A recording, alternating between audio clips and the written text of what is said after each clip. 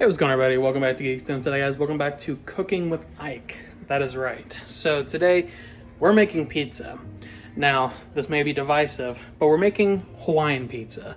That is ham and pineapple. My wife loves Hawaiian pizza, and I have to be in the mood for Hawaiian pizza. Typically, when we get pizza, I'm not really in the mood, but today, I'm in the mood for some Hawaiian pizza. My wife loves me for it. So let's get down to it. We're gonna make some Hawaiian pizza. First things first, we gotta make our dough.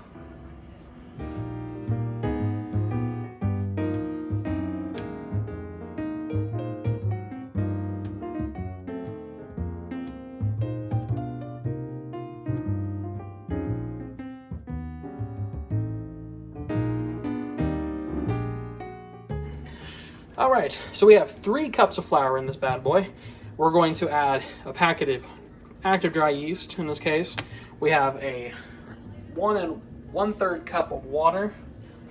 We have olive oil, and we have some kosher salt.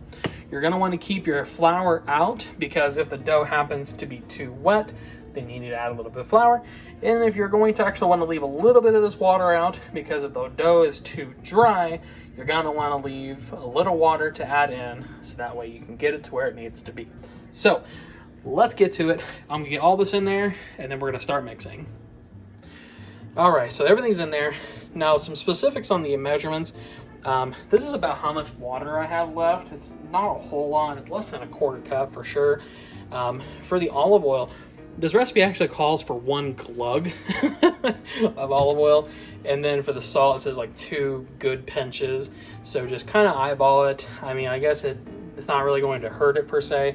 And then that's the dry yeast in there. Now I also have a spatula here because the spatula is going to help us to get some of this stuff off. And then we're going to start mixing. We're going to start on slow just to get everything mixed in. And then here in a second, once the dough is loosely formed, we're going to kick it up a notch. So we'll catch you in a minute when we kick it into 2nd gear. All right, so we stepped it up just a little bit. It's starting to hit that little bit of a dough in there. Now, obviously, it's going to start out looking kind of weird because obviously it's all these ingredients starting to come together. So as you can see, it's starting to form a loose ball. And here in a minute, we're going to get down to the bottom and we're going to try and get some of that stuff up a little bit so that way everything gets mixed in good. Hope you guys can hear me okay over that. It's a little loud, obviously. And then here in a second, once that's all kicked in, we're going to hit it up another notch, and it's going to knead for about 8 minutes. We may need to add some water because it is looking a little dry, but we're going to see what we need to do here in a second. I'll check back in with you. All right, so we added in a little extra water. You can see that this is starting to go a little bit. It's obviously going pretty quick. We have it on like 6, which is about medium, because it's 2, 4, 6, 8, 10. So I'm going to step back a little bit. And that's a good sign because what you're hearing is you're hearing that dough slapping the sides and being kneaded together. So that's what we want to hear. So we're getting it done. This is going to have to go for a little bit because obviously it has to knead everything together. I'm actually going to stop it real quick, touch it. All right, dough is not super sticky, so that means that it's good. And then we're just going to let it knead, and then once it's done kneading, I'm going to put it on our wood little thing over here, and it's actually going to let it sit. It's got to sit for like 45 minutes. So next thing you'll see is when I start to actually put the pizza together. All right, folks, so here we are. Got our oven preheating to 450 degrees. We got our pan ready to go. I'm going to put some oil on that here in a second, but I want to reveal the dough. Boom. There you are. Say it's nice and aired up with that with all that yeast in there. So what we're going to do is we're going to knead this just a little bit just to get it kind of worked in, and then we're going to take it over here to our pan. We're going to put a little bit of olive oil on the pan, and then we're going to stretch it out, get it to the size that we want. This, of course, is our pizza sauce. It's just some squeezed pizza sauce, and I have my pineapples actually already cut. They're on that plate right there.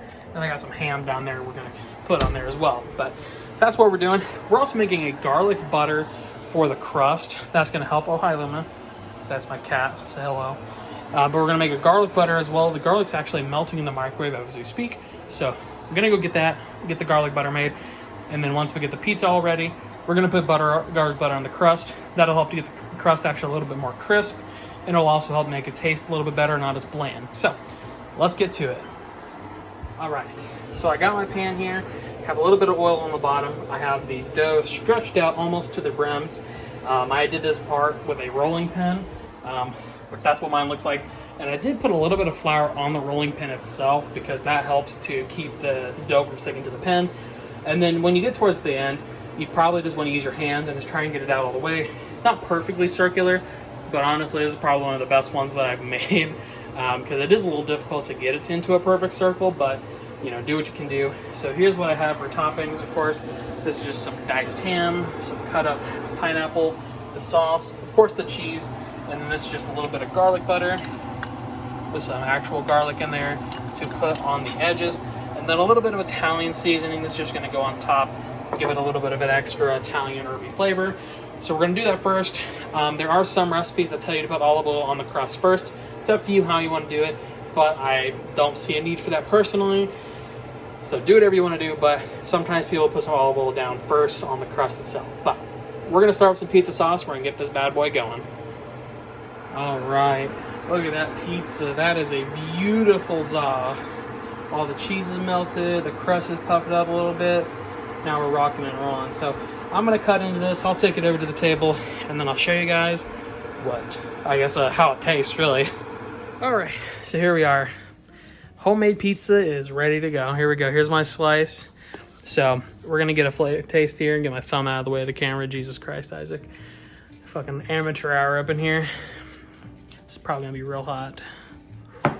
Oh yeah, that is steamy. That is a hot tamale.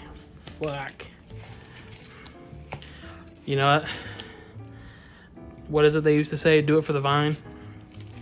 Do it for the vine. You can probably hear my wife moaning in the background because of how good it is. Ooh. Struggling.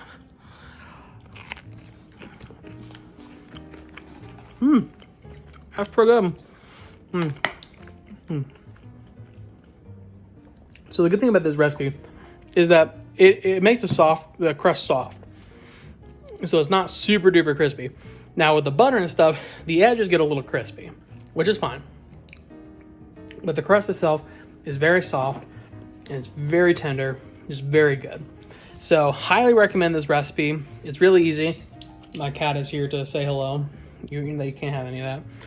But super easy to make. I made it. Obviously, the longest part is letting the dough rise. Everything else is pretty quick. I mean, literally, once the dough's rise, you just toss it on a pan, spread it out, put your toppings and stuff on, throw it in the oven. Technically, it's only supposed to bake 5 to 7 minutes. Now, our oven's a little weird, so I have to rotate it, so it doesn't always cook right.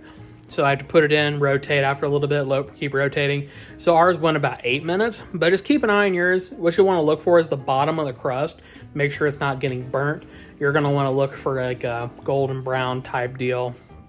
But otherwise, great, quick recipe. Very easy, very tasty. So let me know what you guys think in the comment section down below. Do you like pizza? What's your favorite kind of pizza? Have you tried making your own pizza at home? Not too hard at all. But that being said, guys, I hope you guys are staying safe, staying happy, staying healthy. We'll see you in the next one. See ya.